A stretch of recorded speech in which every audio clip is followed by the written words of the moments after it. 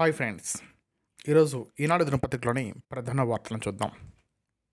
రాష్ట్రంలో సమీకృత గురుకులాలు ఒక్కోటి 20 ఎకరాల్లో నిర్మాణం, తొలుత 46 చోట్ల. ఒకసారి ఈ వార్తను మరింత వివరంగా చదివే ప్రయత్నం చేద్దాం.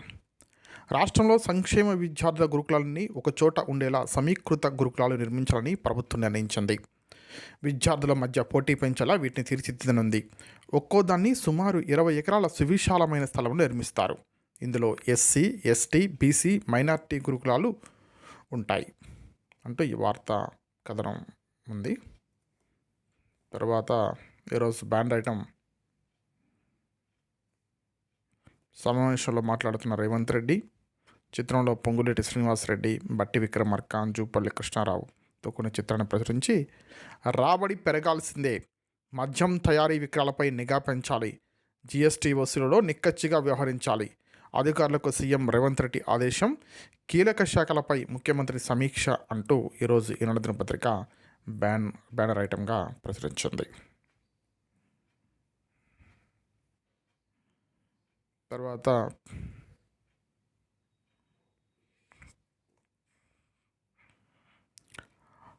ఇద్దరూ వద్దు, అమెరికాలో బైడెన్ ట్రంప్లపై వ్యతిరేకత, తొలిసారిగా అధ్యక్ష అభ్యర్థుల సంక్షోభాన్ని ఎదుర్కొంటున్న అగ్రరాజ్యం, బైడెన్ అయితే గెలుపు కష్టమేనన్న నిధుల సేకరణకర్త క్లూనీ అంటూ అమెరికా అధ్యక్షులకు సంబంధించినటువంటి ఒక కథనాన్ని ప్రచురించింది.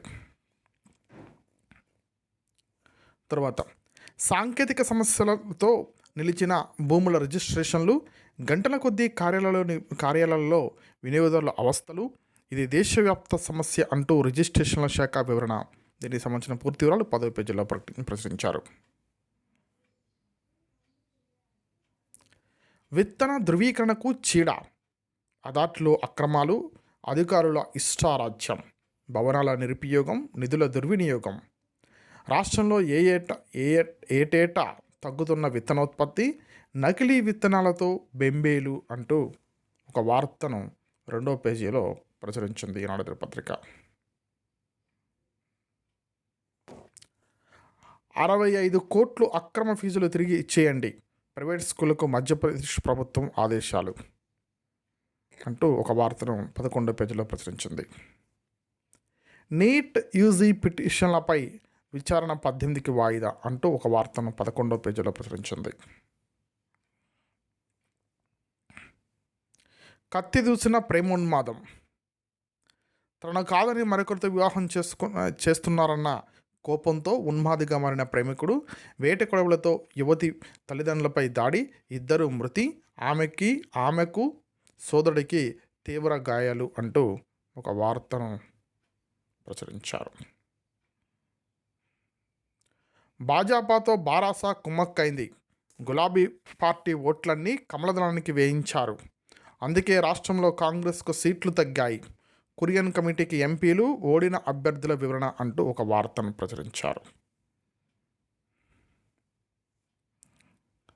అక్రమాల్లో గనులు, granite, building, stone, road, metal అనధికార తవ్వకాలు, రాష్ట్ర ప్రభుత్వానికి భారీగా సీనరేజీ ఎగవేత, 154 మంది లీజుదారులకు డిమాండ్ నోటీసులు, పెనాల్టీతో కలిపి 3,285 కోట్లు చెల్లించాలని ఆదేశం అంటూ ఒక వార్తను ప్రచురించారు.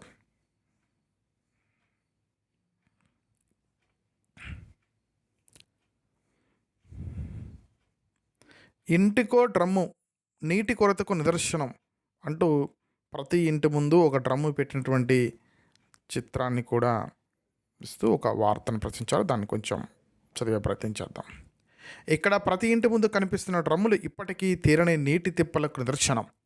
వర్షాకాలం ప్రారంభమై నెల దాటుతున్న కామారెడ్డిపట్నంలో భారీ వర్షాల జాడలేదు. దీంతో వేసవిలో ఒట్టిపోయిన ఇళ్లలోని బోర్లు ఇప్పటికీ అలాగే ఉన్నాయి. భూగర్భ జలాలు పెరగకపోవడంతో రోజు రోజుకి సమస్య తీవ్రమవుతుంది. కుళాయిలు ఉన్న భగీరథ జలాలు ఎప్పుడొస్తాయో ప్రశ్నార్థకంగా మారింది. దీంతో ప్రజలు ఇలా ఇళ్ల ముందు డ్రమ్ములు పెట్టి ట్యాంకర్ కోసం నిరీక్షించాల్సి వస్తుంది. నివాసానికి 2 డ్రమ్ములు చొప్పున పురపాలక శాఖ నీటిని సరఫరా చేస్తుంది. వారం రోజుల్లో వర్షాలు సమృద్ధిగా కురవకుంటే నీటి ఎద్దడి మరింత తీవ్రమయ్యే అవకాశం ఉంది అంటూ ఒక వార్తను ప్రచురించింది. భూగర్భ జలాలు ఎలా పడిపోతున్నాయనే విషయానికి సంబంధించి. తర్వాత కాళేశ్వరం బ్యారేజ్ పనుల్లో గుత్తేదారుల పాత్ర 50 మంది వరకు ఉన్నట్లు జస్టిస్ పిసి ఘోష్ కమిషన్ దృష్టికి అంటూ ఒక వార్తను కాళేశ్వరం అక్రమాలపై ప్రచురించింది. ఇవి ఈనాటి దినపత్రికలోని ప్రధాన వార్తలు.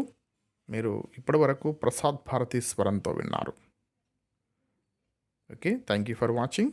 We shall meet again in the next video.